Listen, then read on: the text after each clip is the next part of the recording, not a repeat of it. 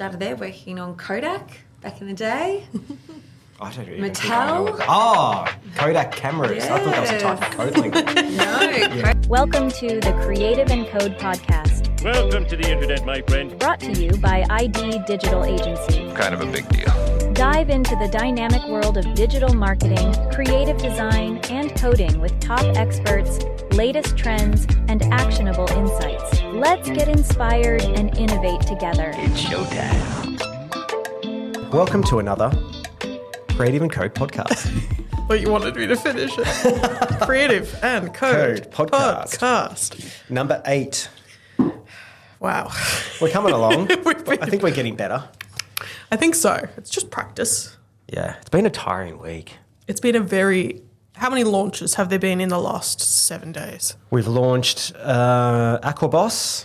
We've launched a United fuel discount card program mobile app and a whole new help and support section.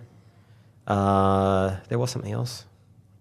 Innovative hiring Innovative last week. hiring went live last week in Dubai, Social which was awesome. was before that too. Yep, social before that. There's more work coming along there. That's 5. And hopefully we're launching a new waste management platform which has delivery zone configuration automation. It's been busy. And yeah, all the social stuff that we've been putting out there for Kitchens You Build. Yeah, and there's been just like a lot of ad campaigns starting and just so much going on. And I guess part of that, I mean, from my end, on the United app that just launched, there was all like videos showing how to use it and things like that. So it's...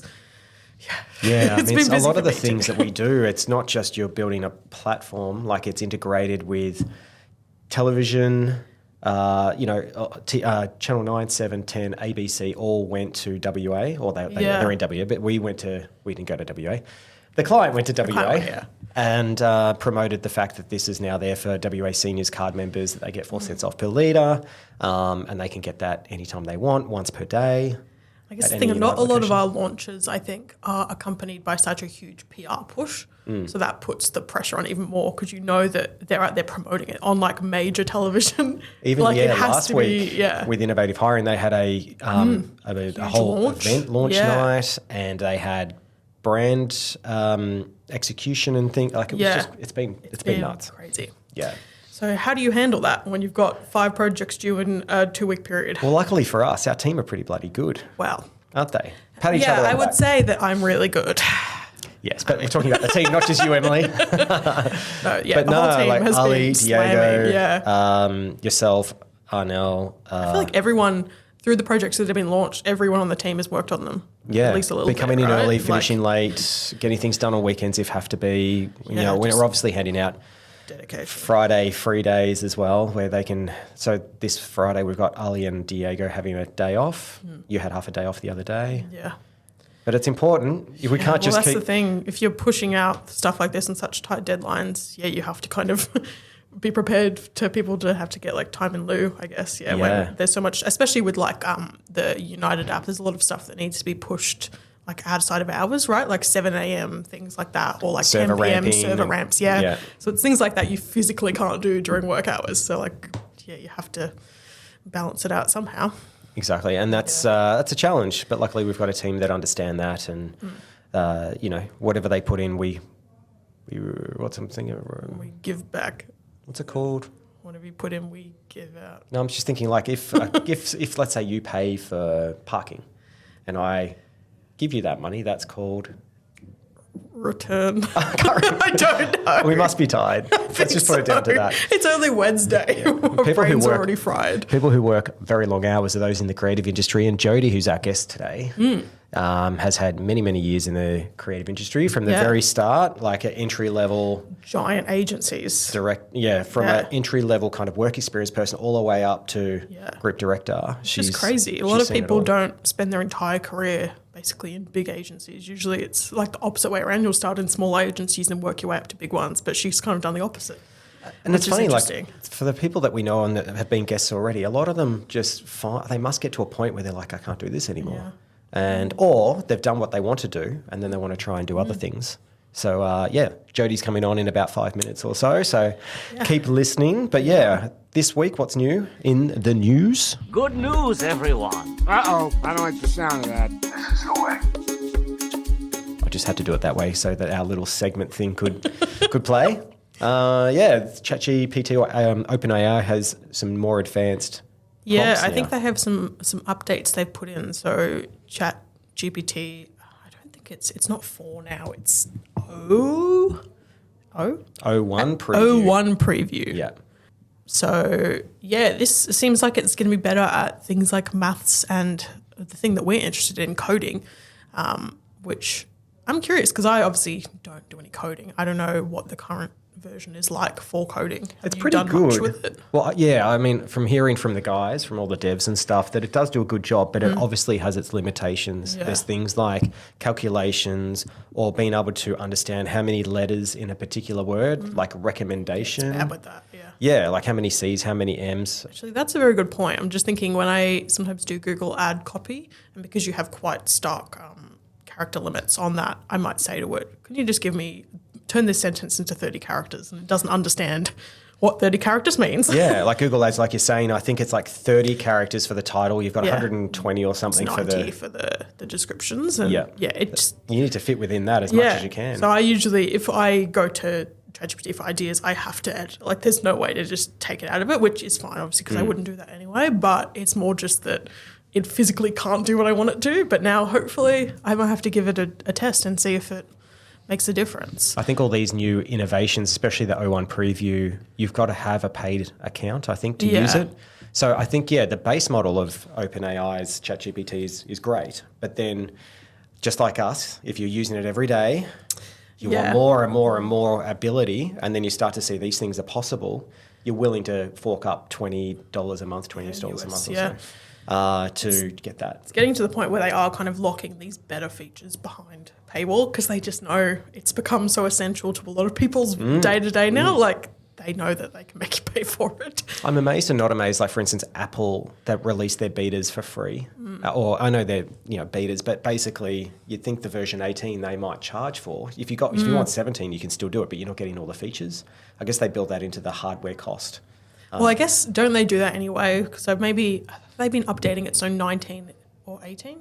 18 is iOS 18 is only now available on devices above, a 13 or something. Max or whatever. Yeah, like I guess that's how they paywall it, being like, by the way, you have to buy a $2,000 phone to get these features, which I guess people get to it eventually, but by the time they actually buy it a few years after the software's out of date, and I think it'd be interesting to see how they start to paywall those features a bit, because like you say, this kind of high level AI, it's not everyday use stuff. It's I don't more expect them users. to give it for free. But certainly, I guess, is this the kind of thing that Apple will need to build into things, like better coding, math and science help? I think it's going to be important for those that use it. But, it's funny, you don't know you need it until you've used it as well. If you think about this time last year, ChatGPT hadn't even launched yet. And how That's different. Bonkers. I cannot imagine a time before it, which is kind of scary. I'm just thinking, where will we be this time next year? Yeah, with how far it's gone in just a year. This time next year, There's a lot going on in that head, Emily. Sorry. Well, something you can't use ChatGPT for is branding. Oh, you can in a way, but at the same time, it's not going to be the best brand if you don't have that. Well, from my opinion, human touch, your strategy, which Jodie's going to talk about. Yeah. So what was your key learning from Jodie now that we've just had that interview with her? I'm just cute. Like when she was talking about how she's worked in huge agencies and how they follow such a stark process, and then going from that to kind of her small agency and knowing that that's kind of not how small agencies work and how that's why she's built Brandvas. It is interesting because I've never worked in huge agencies. I've only worked in small agencies. So it's interesting to know that that's how big agencies actually run. And that, it's a key learning for me to kind of maybe refine some of my processes because, it can be a bit garbled when we've got quite a small team and there's a lot of back and forth. So, it was quite an interesting insight there, I think, from her. What about you? I think too, my thing is obviously there is a process for everything, even getting in the car. right? Well, yeah. You got to open the door. You got to sit on the seat. You got to turn the ignition on. If you miss one of those things, you're not going anywhere, are you? And that's, I think, the same thing for a well-defined process. Is that if you start skipping bits and pieces, some of the process, things aren't going to work as well as they should. So we'll get Jodie on right now. She'll talk about Brandvas, which is, I don't know if you know what Brandvas stands for? No. Brand Canvas. Oh. There you go. Let's get Jodie on. You have my curiosity. Now you have my attention. Yep, so everyone meet Jodie. Heck, I can't say your surname. Catalfamo. Catalfamo. Yes. Good to have you here on our Thanks 8th for episode, having I think, me. isn't it? Yeah, and first ever podcast for Jodie. Yeah. Yes. It's a big moment. It is. Yeah. Yep. After all these years, you've never done a podcast. Nope. Well, let's get into it. She's a bit nervous, but no, it's going to be a conversation. We'll relax and, No, go all through a good. little bit of you. We won't dissect you like a police officer, but That's it'll be fine. fine. Yeah, I knew what you were mean- thinking. Yeah, I had to go and see police like a year ago because of a scooter incident, but Jay's a criminal. that's another Right. thing. That's But another anyway, story. Different podcast episode. yeah. That one. Yeah. Okay, cool. So, we've worked together for 3 years or something now, I think Oh, it has is. it been that long? Yeah. I was looking Wow. at that the other day. I hate wearing glasses too. I'll take those off for the glare. On your Brandvas stuff. Yes. And, we've done some stuff for some banks and things like that. We have. Before we get into that, let's go all the way back to Yes. when Jodie was in high school. In high school. Uni. How did Maybe you... we don't go that far back. or maybe uni, yeah. What brought you to want to do branding and graphic design and things? Design. Well, look, it's just something I've always been intrigued about, the whole creative agency, creative industry. When I was in uni, I still didn't really know what I wanted to do. I was studying a Bachelor of Business, double major in Marketing and Management. That's what I did. There it is. Marketing and management. Cool. So Yeah. setting yourself up to run your own business and to be able to market to people or Yeah. whatever. I had no clue what I wanted to do. No. But so when you started into that, were you really happy with what you'd chosen? Like with the With the degree, I was really happy with that, but still didn't quite know what I wanted to do. And look, going back, this is the late 90s, there was only a handful of creative agencies around. And to get into those agencies, most people, it was through someone knew someone or, grad program or something. So on my final year of uni, I had one day off a week. So I went to a couple of different agencies and one said, yes, I can come and do work experience 1 day a week. Nice. So So you just my- walked in and said, hey, I just want to... Yeah, I sent a letter and... Wow. Oh, the old school way. Yeah, old school. And so they said, come in. So 1 day a week I worked there, which was great. I got to work across every department within the agency. And then pretty much at the end, before my final exams, they said, when do you want to start? And Nice. Unreal. which area do you want to work in? So who was that for? Are you able to... That was Singleton, Ogilvy and Mather back in the really? day. Okay. Yeah, the old Before they singos. split. John Singleton. Yeah. So And what was your first role there? I wanted to be in account service. Okay. Yeah, so I went into account service as a junior account exec and started there working on Kodak back in the day. I don't even think I know what Kodak cameras. I thought that was a type of code language. No, Yeah, Kodak. Gotcha. Mattel Nice. and Oh, that would've been cool. Yeah. And they had some really good campaign briefs and things for you. Yeah. So it was pretty great. I mean, started there in 99 and, getting to this big agency, loads of people, loads of departments. Yeah. There's a bar. You're like, Yes. you're in your early 20s. You're like, this is amazing. That's so good. Office manager, food, anything you Yeah. wanted. Yeah, it was fantastic. Kind of like here. It is Yeah. a bit like here, yeah. Yeah, nice. Yeah, And so so- you're on those projects, and how did they go? Did you find that the agency life was stressful, or it was exciting, or? It was pretty full on, especially not having any sort of experience or thing to it. So especially when we had to do big pictures and things like that. So, you certainly worked the long hours. So And that I was think a people bit have of to people have to remember that back then it wasn't websites that you were pitching, or No, well, that's right. I had my first email address, which I thought was really exciting. So, yes, showing my age. So from there, just obviously stayed in the industry, loved it. Ended up moving to Sydney for another marketing company up there, working on Diageo and some other brands. and then came back to Melbourne working at a company called Badger, which then went to Badger Ogilvy, and then now it's Ogilvy. Yeah. Yeah. Wow. So, yeah, and in those times, did you find that, the work that you were on and the team that you were with, it was like a smooth process? Because most of the time with creatives, you're working hard hours, long hours, coming up with concepts. Or wasn't that the case for you? No, well, basically in big agencies, there's a very big process. Yeah. So didn't really, and also because I was a junior at those times, so didn't find, it was certainly hard work, long hours, lots of meetings and stuff like that. But there was always a really strong process, whether it was strategy or account service or creative. And things like that. Yeah. And were you weren't pitching to the client as a junior? No. You weren't even in the room? Well, sometimes when I was in Sydney, I moved up to account management level, so I was able to sit into presentations, but certainly not presenting at that stage. And how did you feel like if you were able to be in there, you could see your work that they were demonstrating and talking about it? Did it make you get butterflies or feel? No, not really, because it's not my work. It's generally creative work. So you just kind of, when you're in account service, you're managing projects and making sure everything runs on time. You're making sure that you're getting all the material deadlines. Yeah.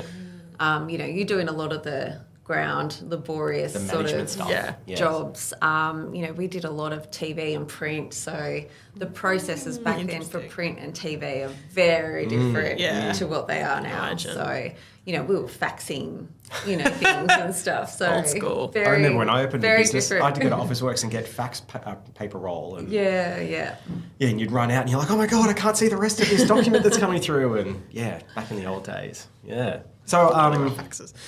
I've never sent a fax. I don't know what a fax is. Anyway, just thinking, how do you go from that kind of role as an account manager where you're more management, like project management, to then now you're kind of back on the tools doing more like, marketing design yourself? Is that something you missed doing that you kind of had to come back to? Well, obviously, I ended up as a group account director when I left big agency. So at Ogilvy, I was heading up McCain for Australia and New Zealand, SPC out Mona.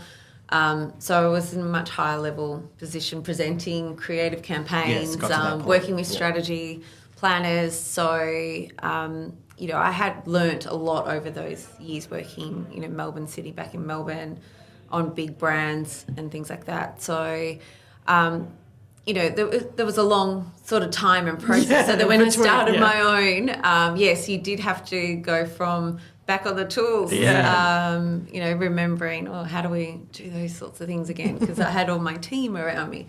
But it's humbling and it's good. And, because we jumped, I think, from you being like junior to then doing group director and stuff. So there's a lot of learnings and things. There's a lot of learnings, and I think that's why you've gone ahead and started looking at the models and the processes and things. That is why you've developed your own platform. So from those learnings, after working at big agencies, I had a gap there when my kids were really little, and I started working for some smaller agencies, and that's where I noticed the big gap between, smaller agencies didn't have, the advantages of having those big departments, of having strat planners, of of things like that, resources with media buying and research and things like that. So that kind of gave me the idea to develop Brandvas. So Brandvas started as a brand strategy platform, just at least having the process in one platform that no matter the marketer, you can follow it, and the better the marketer and the facilitator, the better the outcome. But at least it gives you that structure there, making it really easy and saving the time. So that's kind of where Brandvas sort of started. And then over COVID, we noticed that not very many people were doing strategy because, brands were changing and pivoting and things like that. So we added some more tools within, I guess, the marketing and branding process, like creative briefs, media briefs, script templates, creative competitive reviews. So that kind of just became the sort of the beginning of the process where project management tools are in the middle. So we're more towards that start of that branding process. Yeah, and we've used Brandvas quite a fair bit. I think 3 or 4 of our client work that we've done, we've used the process, found it so simple, so easy. Thank you. Yeah, it's really good, even for those that come in like, I'm not a dedicated brand person at all. I understand what goes basically into a brand, but there's all these levels I had no idea about. Yeah. Brand, and you can customise those letters. So if there's things that you go, not too sure how I'm going to facilitate that. We'll knock that one out. But obviously there's some core things that you can't take out of the process. Otherwise you're not going to get to where you need to get. But yeah. And I think too, like we did a project together, Ensemble, where we used Brandvas. Yes. And we went up to Sydney, met up with Clayton from Ensemble. He had no idea what this process was or what we were doing, but yeah, it was in person. We had it up on a screen. Yeah. And we went through it, and within 3 hours? 3 hours, just over. We nailed his brand, his message, his basic colours, what his archetype was. I came up with their name. Yeah, the new name. Ensemble. Yeah, and it's obviously, for what they do, they're a financial advisor network, closed network for people who are financial advisors to be able to communicate and talk and ask ideas between each other.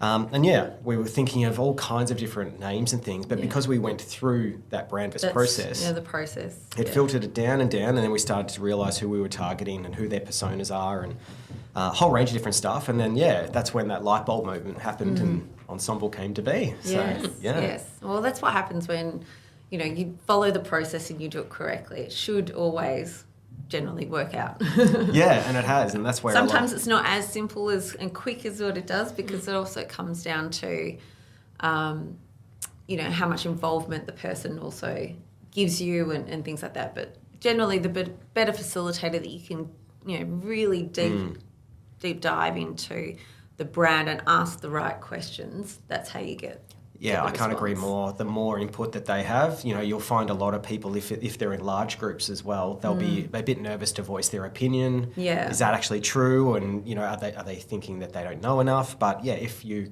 provide that But the better environment. Facilitator on that will be able to manage those group situations and pull those insights out of those people. Yeah. And it's just about engaging them in those workshops. But even if, for us, we dabble in a bit of brand, but for the bigger brand stuff, we'll likely do that brand strategy because we know how it works for Brandvas now, and then we can give that to someone like yourselves that can then go ahead and take that to another level. Yeah, definitely.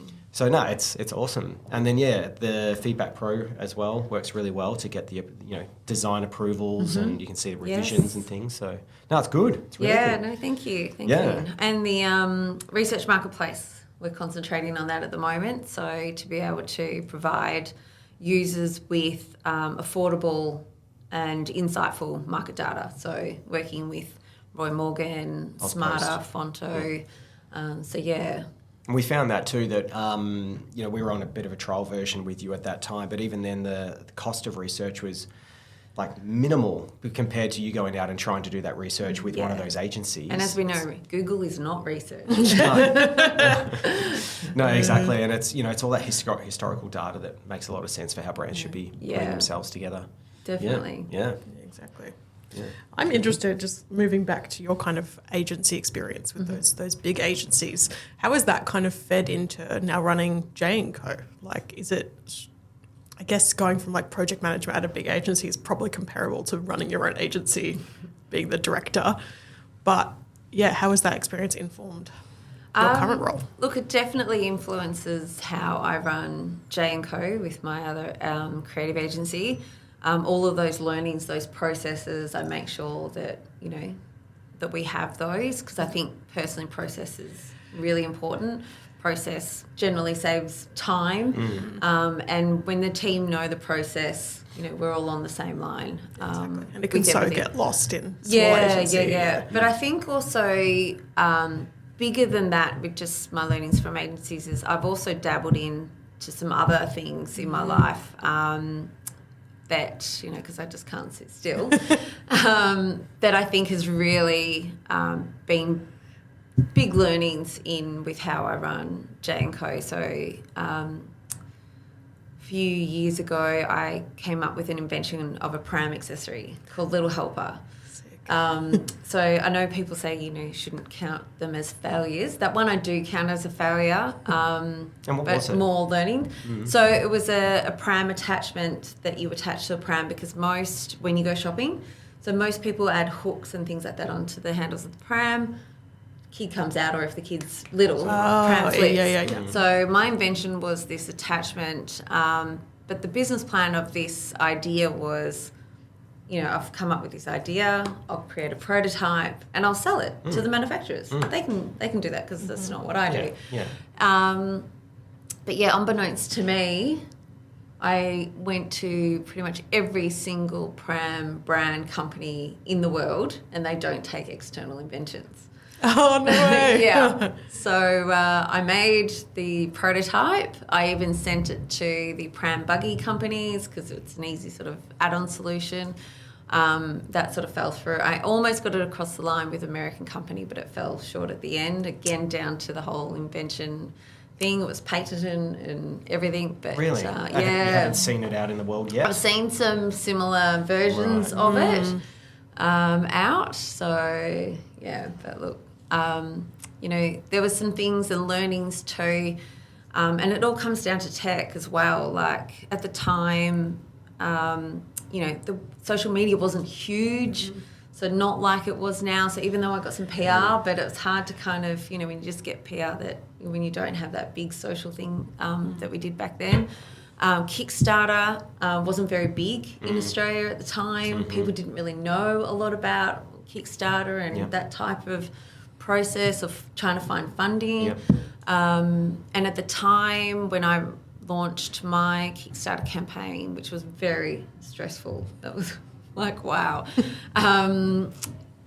There was a big barrier to that because at the time you had to create a big, long account and things like that in order to pledge on the site. So there was a lot of brand trust issues with sorts of things that I was trying to use, which are not around now.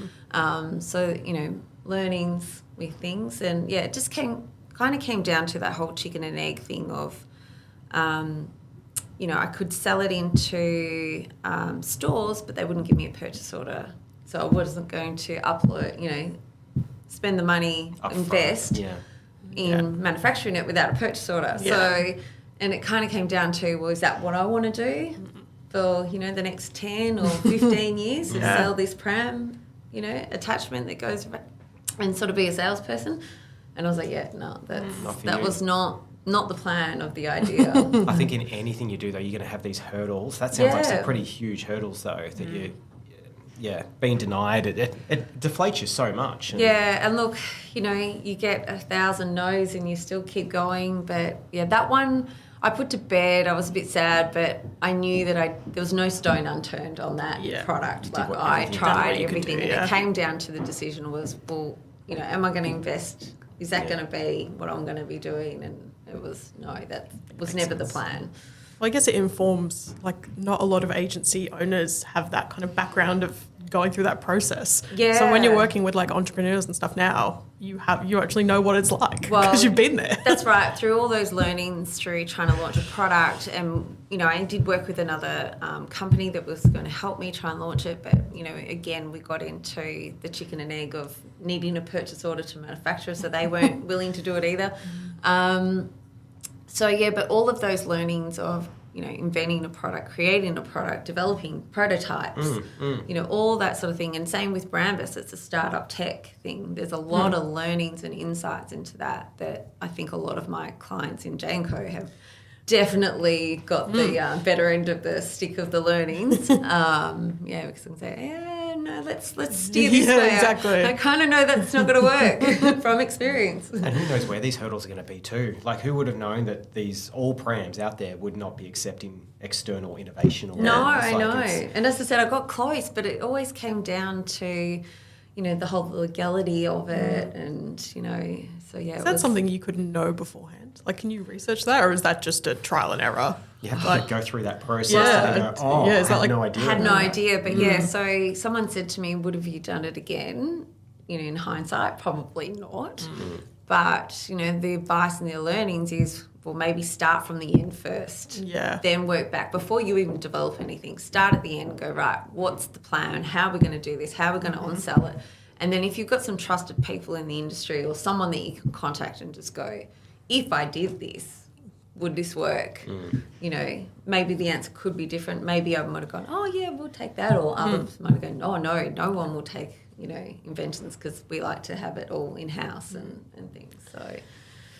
Interesting. Or maybe it wasn't that good of an idea where they did go, yeah, we'll take the risk and we'll take the invention. But, yeah. And maybe they've learned from their own things too, is the people that are coming in, they might not have the rights and then they get into all kinds of legal issues. So I guess they've just gone, nah. Yeah, that's right. It could have happened before, who knows. But, you know, I did, from my experience, you know, from a marketing perspective, you know, I did all the focus group testing, the research, the time and you effort. know, everything. So... But yeah, and I bet everyone was like, yeah, I'd go for this and I'd love this. Yeah, and well, I developed it out of a need and a need that didn't exist. So that's generally the first thing that you want to do is when you're inventing a product is what is the need. Yeah, and then you give it to some of your friends and like, I don't want to give it back. I literally hired friends and... You hired friends? No, sorry, I hired a researcher that did not only my friends, but, you know, we actually hired people like mums to come in and test it and to give... I wanted... 100% unbiased, you know, information, not just my friends. Yeah. So because they'll say yes to everything, and then you go out to the market, and who knows what they'll say. Well, that's right, as we know, with research and focus groups. So how long ago was that you did all this? Oh, that was probably 13 years ago. Yep. Yeah, maybe more. I don't know, maybe there is a Kickstarter ready to go for you now that everyone's... we put that one. It's not coming back. It's too much pain. No. And then, so JNCO, that started about that time? Or? No, that started in 2016. Okay. So it's been going for about 8 years or so now. Yeah. Nice. And that started out of... What? So you didn't want to go back to big agency land? So my kids were still really little. I did think about going back into big agencies, and I do still think about it sometimes, to be honest. I do love it. I've even thought about would I like to go client side one day, which is, you know, I'm always open to things. But my husband was very, very busy at that time with work and travelling a lot. So going back to a big agency was just not conducive for our family, for me to be working those long hours with 2 little kids. So, you know, we kind of made that decision that... And these days as well... My career would take a slight change. Yeah, pivot. Yeah. And then, being able to work from home or somewhere local makes a lot more sense. I guess you can be... Like, and our kids do the same. They might need to be picked up, they're unwell, or they've got... You know, sports or whatever after school, and you have to be able to get around. So, and I did seriously consider it because I still have some great friends in big agencies that I, you know, see all the time, and you know, I spoke to also some people that I knew from my old agency life that have gone client side in some really big roles and things like that. But just, you know, really doing my research on it. But yeah, there was not a lot of flexibility back in those days, 15 years ago. There wasn't this work from home and flexible working, so yeah. And one of our first guests, Sally, was talking about that. She's from agency land, and she was saying during COVID they were still obviously doing lots of kind of digital pieces and things, but because you couldn't be with anybody, you had to, as a creative, you wouldn't give it to your producer or your account manager to then provide it to be presented. You were presenting yourself. Yeah. So you had to learn all these new skills during that time too. So working from home does have its perks, but then you are presenting on your own behalf too. So. Yes. So Brandvas, Yes. I'm curious how that is kind of feeding into the kind of AI revolution that is now happening. Yes. Because especially with something like, I guess, that process, you know, not that ChatGPT can do what Brandvas can do, obviously, but I feel like some people might be like, oh, well, the easy way would be to just get AI to do whatever for me. How is kind of Brandvas building into AI and that revolution? Yeah, so AI is huge and it's obviously here to stay. And using ChatGPT things yourself? Occasionally, but maybe sometimes you just need get that head start. But as we know with AI, like, and especially like with creative and things like that, you know, you can ask it to do 1,000 things, but if you're only asking it to do a square, it's never going to think to do the circle. Exactly, yeah. So we still need to have that creativity and that smarts to think outside of, you know, they can come up with 1,000 things, but if we're not coming up with the right questions to ask it, it still may not even be right. We still have to fact check everything, and the output, as we know. From, I can't remember who it was, one of our guests was saying that ChatGPT sometimes can have the same output, so of an because it's getting knowledge from the world, the things that comes up with have probably already been used, or there might be a trademark on it or whatever, so you've got to... You have to fact check it. Yeah, so currently Brandvas doesn't use AI or synthetic data, because that's another... Synthetic data is something else that's really quite growing rapidly. We don't use it at the moment, but it is in the plans for the future. I think for what Brandvas is, it doesn't necessarily need it except for maybe some idea exploration. That's it. It's not really locking it down or generating brands. That's right. And Brandvas is not a creative tool. So it is a strategy and process tool. So it's making sure that if you've got 2 people in, if you're a marketer with 2 people in your team or 10 people in your team, it's making sure that everyone's using the same templates and not changing the templates to suit whatever they're thinking. Exactly. So it's keeping everyone on the same page, using the same language, things like that. So it can help with things like that. We've got, in the strategy section, we've got tools such as Thesaurus and things like that try and help the idea generation. But yeah, there's definitely ways that we can incorporate it. We just haven't got there yet. Yeah. So. Plus, I guess it depends how it develops. Like if it gets better at identifying what's copyrighted and, Yeah. And also, right. I guess, to the market, because ChatGPT is worldwide. I feel like it doesn't know much about Australia and Australian consumers. Yes. So, how relevant necessarily would it be? Yeah, but I think that's where the synthetic data, and there's synthetic data companies now that are popping up but doing research along that way. So that space is really interesting to me, and how we can even incorporate that synthetic data and overlay it with real data, and how that could work. So something that's kind of in the pipeline, but I think too, like ChatGPT or any AI will never beat the human mind. I think with creative stuff and brand work and messaging and things like that, it just can't do it in a way like you think of all the key brands out there. There's so much effort and work that goes into those that I don't think any machine would be able to do. That's right. And creative people are just amazing how they can come up with the campaigns and things like that. So, obviously working with a lot of creative people over the years, some processes, the way they come up with it are very different. But yeah, it all flows down. They need they need to understand the strategy. They need a really tight creative brief.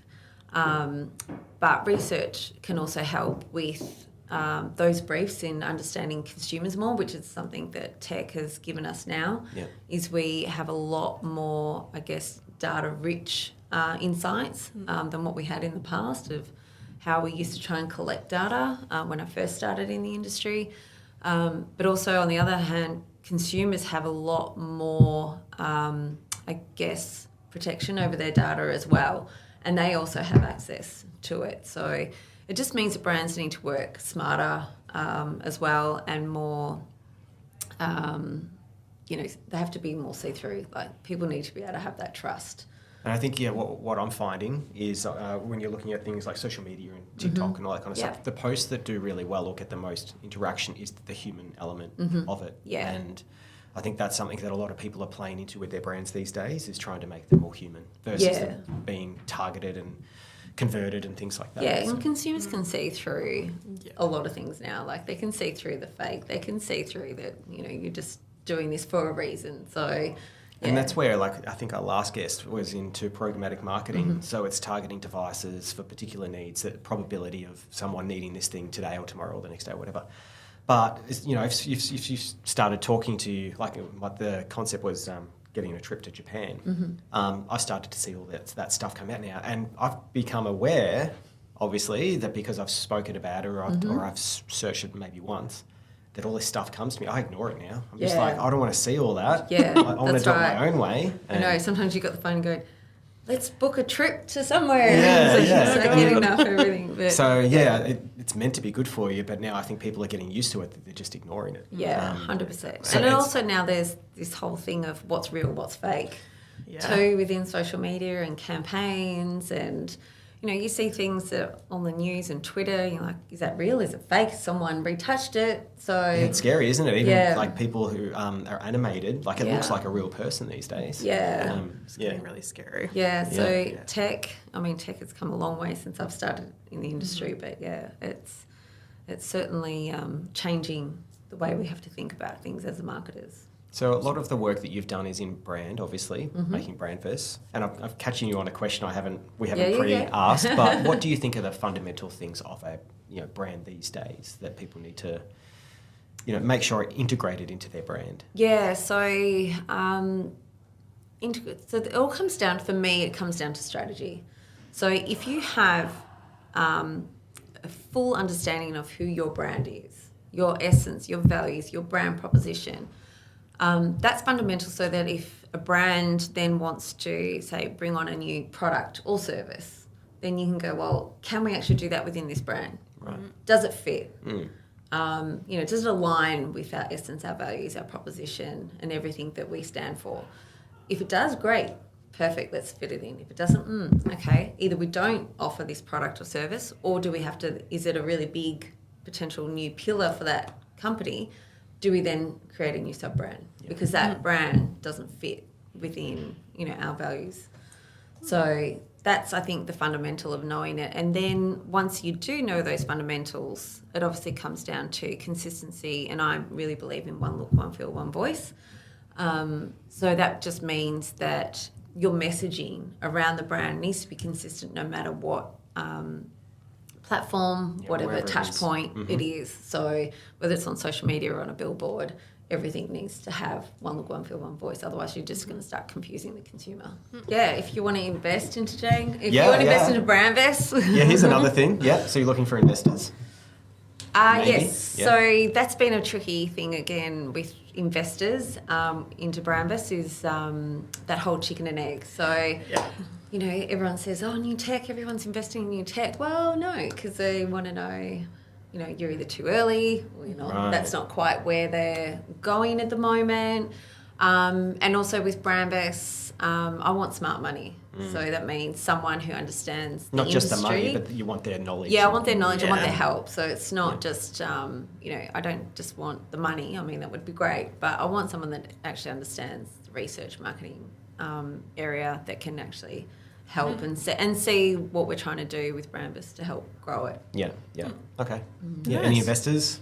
Knock on Jodie's door. Let me know. Put the link in the show notes below. And how do you deal with clients who, I feel like sometimes when you think about brand essence, their mind immediately goes to what should my logo be? Like how do you make them take a step back? Yeah, exactly. And be like, you need to think about strategy. Like is that part, I guess that's part of what Brandvas feeds into, but is that kind of a hard conversation to have with clients to be like, take a step back? Not really. I guess, clients employ you as you're the brand expert. So, if they knew everything, they wouldn't employ you. That's so, good, at least. You'd hope that they think that most of the time, but you find a lot of clients. Yeah, that's what I was just thinking. That is true. And I guess that just comes down to experience of managing the client and the situation. But yeah, it's just kind of, even just showing them examples. If it comes down to that, going, this is the tagline, this is your essence, these are your values. Yeah, true. But also just being clever in the way that you present that and talk about it and making sure that they really understand why you need to have those brand fundamentals and why your essence and your values is not consumer speak. That's internal speak. Like you don't tell people what your essence and values are of the brand as an external communication. And that, and then that forms into your proposition. The proposition still isn't then externally communicated. It might be tweaked in a way in a campaign that you can go look at that campaign and go, oh, I know exactly what their proposition was. And that's a really good campaign and strong campaign linking back. But yeah, you don't overtly. So it's just, I guess, educating your clients about those and following those sort of steps and things. It paves the way for everything. It paves the way for talent and your campaigns and your website and. Well, that's right. If you've got your understanding of who your brand is and all your full brand fundamentals, if you're a modern Australian, you're not going to then you know because it what gets sort of confusing. talent that you need, you know, or Yeah. if you're going to be influential and out there and, you know, new and innovative, then you know the type of talent that you need to have for that campaign. Exactly. So, Yeah. yeah, Back it to all that ties in to, Yeah. you know, to understanding That the brand and strategy. the fundamentals of the branding. Is that something you'd recommend, like a client go through Brandvas themselves, even if maybe they have an idea of their brand, just to like flesh it out more? Yeah, definitely. Yeah. I would too.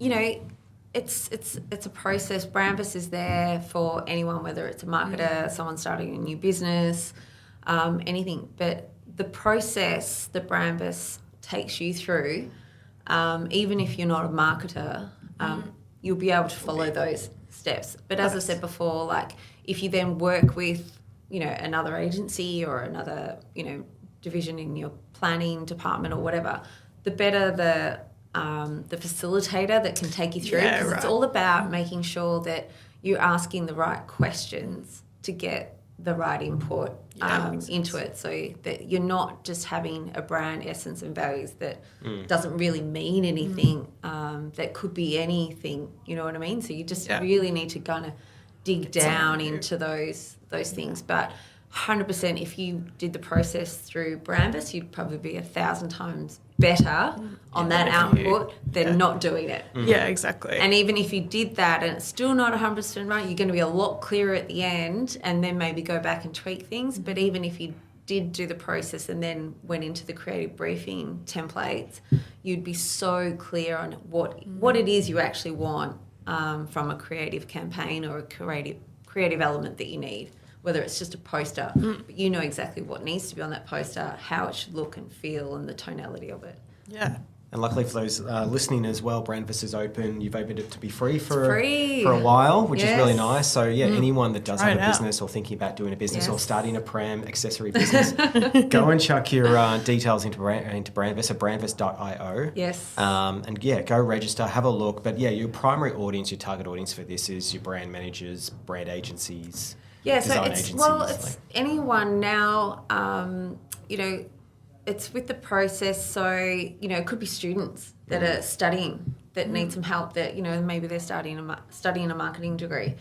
You know, you can do that. Yeah, but yeah, people who are starting a new business that don't really know what to do. Like you can still follow these processes of strategy, and you'll have a better outcome and a more understanding of what goes into a yeah, brand. Yeah, I yeah, think that's and then really you important. feed that into your business plan. Yep. So yeah. Oh, good. Yeah. Well, yeah, Jodie, thanks. I think, let's do our fast speed round. speed questions. I forgot. What it was called too. Ooh. Yeah. We've got to leave some of it to Yeah. on the Good. fly. Yeah, we do. Yeah. Okay. Speed round. This is the exciting bit. So, yeah, just a 1 or 2 worded answer. Okay. Keep it short and snappy. We might come back to some of your answers. We'll see. Okay. Yeah. Creative or code? Creative. Favorite design tool? Oh, because I don't design. Most of your people are Illustrator, I think. Yeah. Yeah, I'll be Illustrator. Nice. Favorite website? Brandvas.io. Yeah, Brandvas.io. Plug that. Or JNCO.com. Yeah, that's it. Yeah. How many hours per week do you work? Fluctuates, as we know, our industry is up Yeah, and down. So sometimes just full-time crazy hours, and other times I've got time for lunch. And you're working at night? You're just Sounds working like wherever you Jay. can at the moment? Or? Yeah, so generally I work 8:30 till 3:30, and then I'll log Kids, on again karate. after kids' activities, log back on at night if I need to. So yeah. Full on. What is the first app you open every day? Probably Map My Run. Oh, Something fitness. That's good. Nice. I think every single answer so far in the podcast has been Instagram. So you finally You broke the mold. got there you go. a good one. It'll be one of my fitness ones, Nice. I'd say. Coffee or tea? I don't drink either. Same. Water. Nice. Dark mode or light mode? Light, 100%. Agree. Mac or PC? Mac. Work from home or work from office? Or home. But I'd like to potentially move into office at one point. To central house. Yes. Where are we up to? Cats or dogs? Dogs.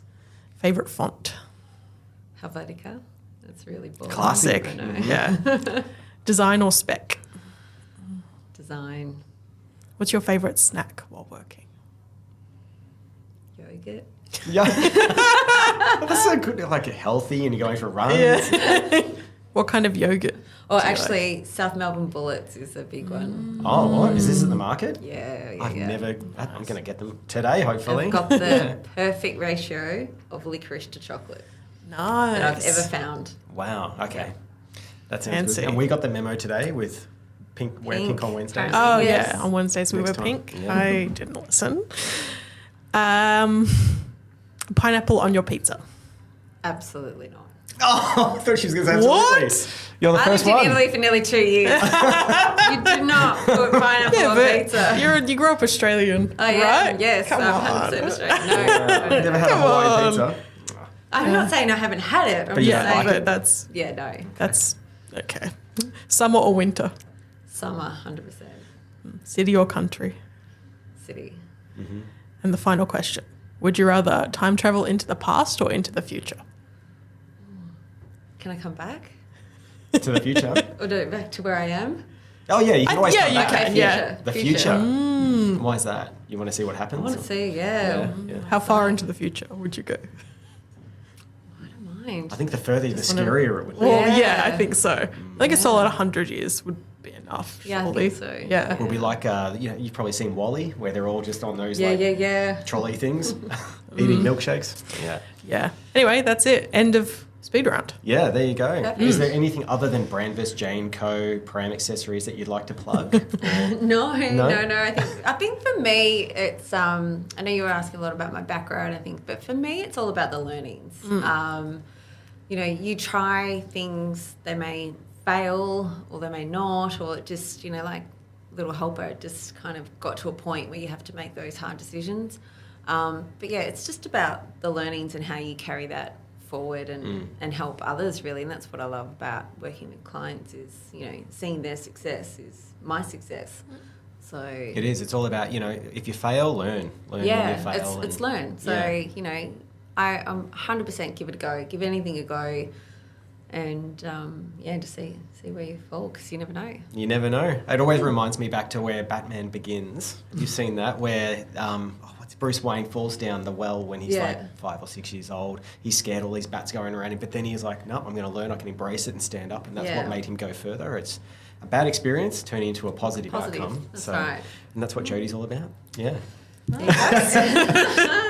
Thanks for coming. Well, thank you, That was Jodie. awesome. Thanks for tuning in to the Creative and Code podcast. That's all, folks. We hope you enjoyed this episode and found it as inspiring and entertaining as we did. Remember, there are plenty more episodes to explore, so make sure you keep listening for more creative insights and coding tips. A big shout out to our amazing sponsors and the team at ID Digital Agency for making this podcast possible. Got a story to share or want to be a guest on our show? We'd love to hear from you. Send us a 2-minute or less audio clip to creativeandcode@iddigital.com.au. Suggestions, ideas, or just want to say hi, we're all ears. Thanks again for listening. Until next time, stay creative and keep coding.